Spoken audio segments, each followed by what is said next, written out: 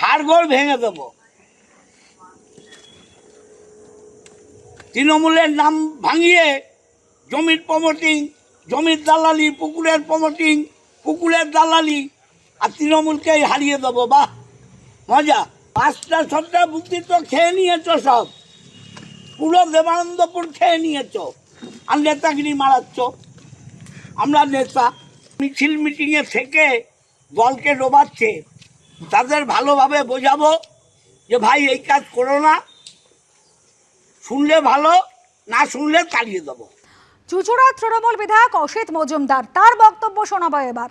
দিদি যদি টিকিট না দেয় বেঁচে যাব, গঙ্গায় স্নান করব, দল বললে পদত্যাগ করে চলে যাব, এই চিন নিয়ে আর পারছি না।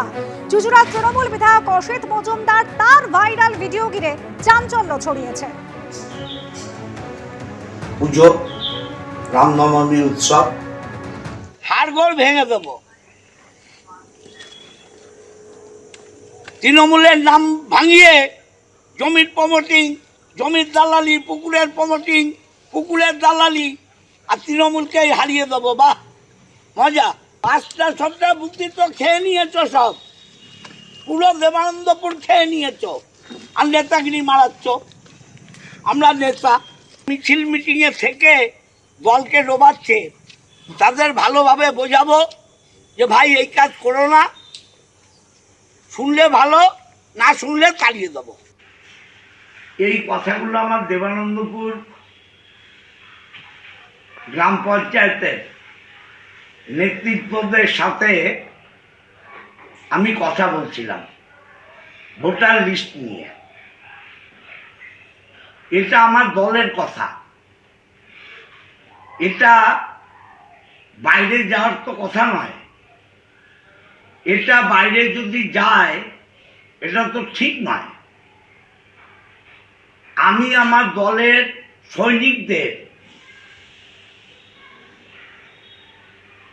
উদ্বুদ্ধ করতে কিছু বলতেই পারি।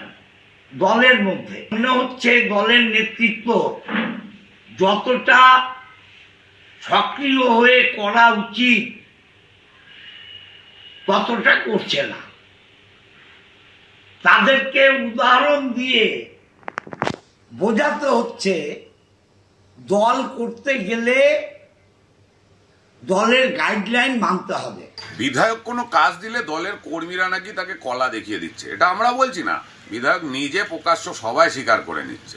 আজকে তিনি বলছেন যে তার দলের কর্মীরা নাকি বিজেপির কাছ থেকে টাকা নিয়ে বিক্রি হয়ে যাচ্ছে। আরে তৃণমূল দলটাই তো টাকার উপর চলে, টাকা যেখানে তৃণমূলের কর্মীরা সেখানে, টাকা যেখানে নেই সেখানে তৃণমূলের কর্মীরা করবেইটা কি?